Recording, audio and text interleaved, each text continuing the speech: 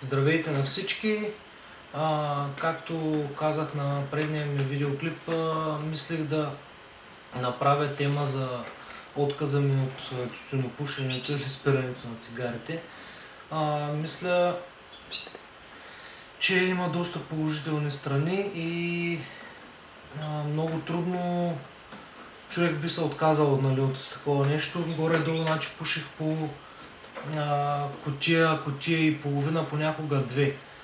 Събуждам се, правя си кафе, почвам с 2 цигари, после отивам на работа, пак пия кафе, пак започвам с 2-3 цигари и така, работата ми е в офис, през 10 минути излизам, пуша и така нататък.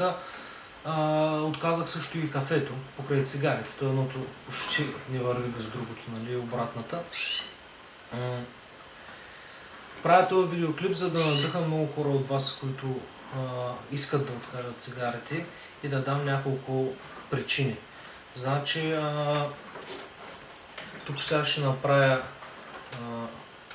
няколко сметки. Трябва ни калкулатор.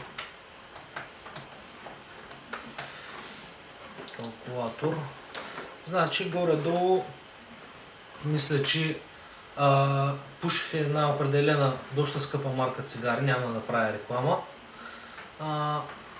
В момента е 5 евро кутията.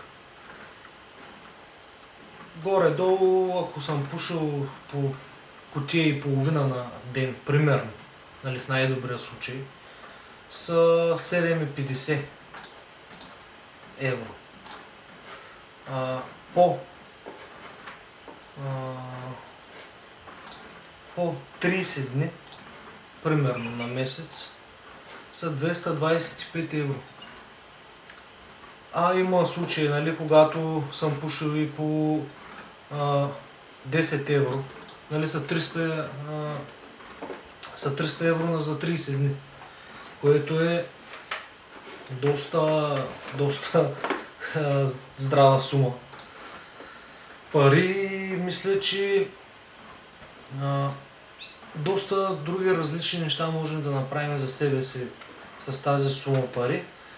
Та мисълта ми е, защо пък примерно да не си купим по един мотор с тези пари? На лизинг, примерно. Всеки може да прецени как да го направи, дали да изтегли заем или примерно, ако няма възможност. Аз нямам такава възможност да си позволя, нали, доста по-скъп мотор. Затова гледам и ще засегна тая марка CF Moto. Интересно ми е дали тези отзиви, които има за тях, са толкова добри и също колко ми излиза вноската на месец. Сега тук ще направим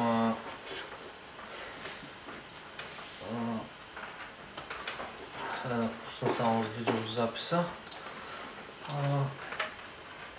Мисля, че фирмата беше ATH Moto BG, които са представители, са дилъри на CF Moto за България.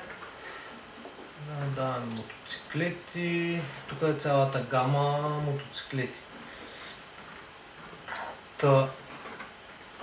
Обърнал съм внимание, защото сега съм карал доста мотори, нали, в годините и във времето. Мисълта ми е, че не са чак толкова мощни. Обаче съм харесал един модел, който сега ще ви го покажа. Само чукам CF Moto. Харесал съм... Тя къде остана, бе?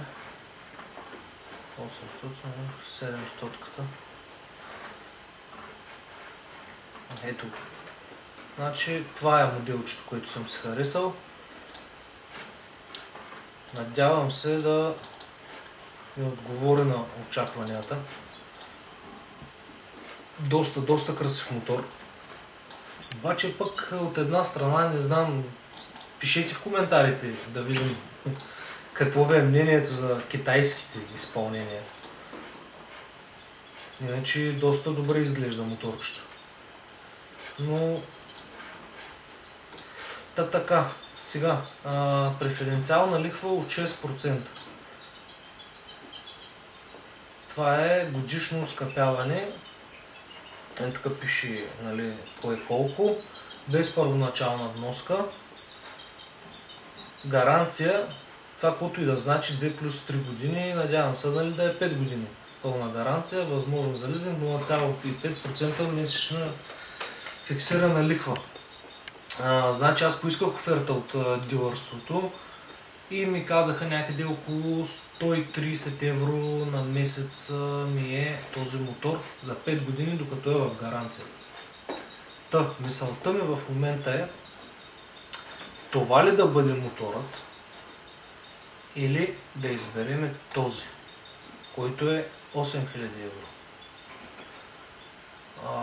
Този за 8000 евро ни излиза някъде около, мисля, че 170-180 евро на месец, което, нали, пак вкарвам в бюджета от 225, ще му останат пари за гориво.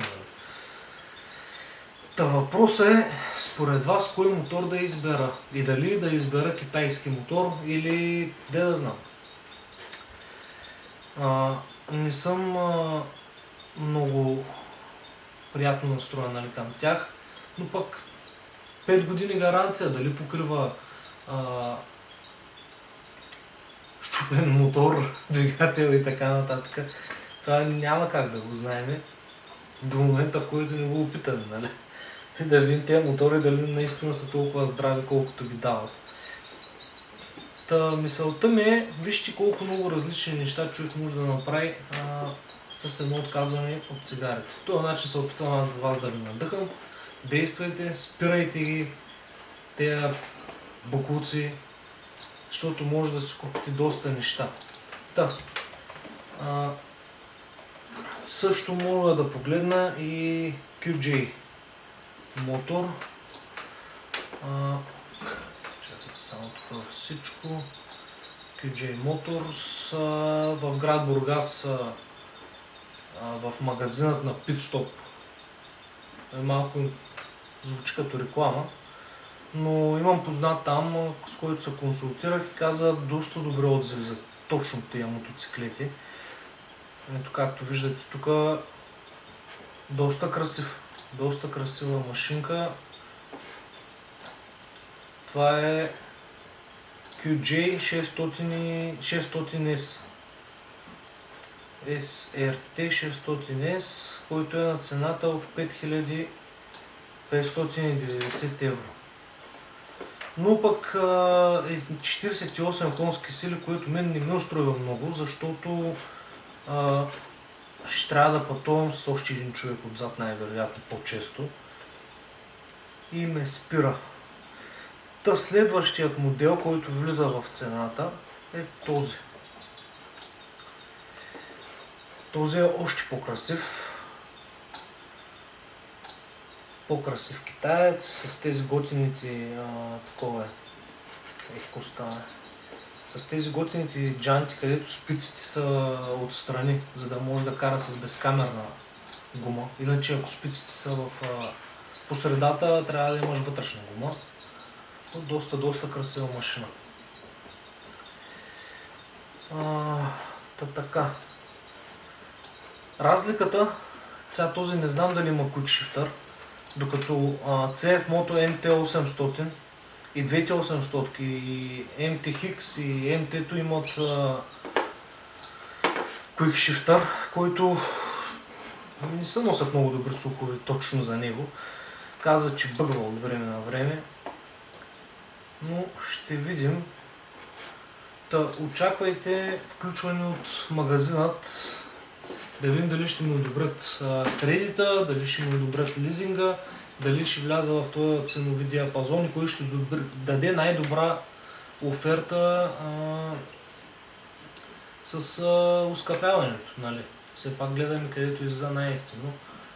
Но мисълта ми е, че с този ценови диапазон лизинга за тези 5 години ще ми излезе по-ефтино, отколкото цигарите на месец. което е доста окей. Нали? Аз откакто спрях цигарите, почнах да инвестирам в компютри, в камери и такива работи, нали? Което е добро хобби, както казах и с първия ми видеоклип за паник атаките, нали? Това ми лекува. И гледам напред и действаме, ще търсим мотор.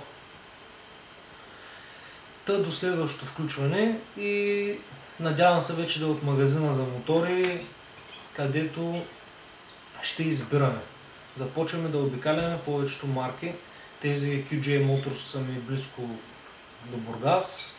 Те са си в Бургас, да, аз съм близо до Бургас, така че мисля първо там да отида.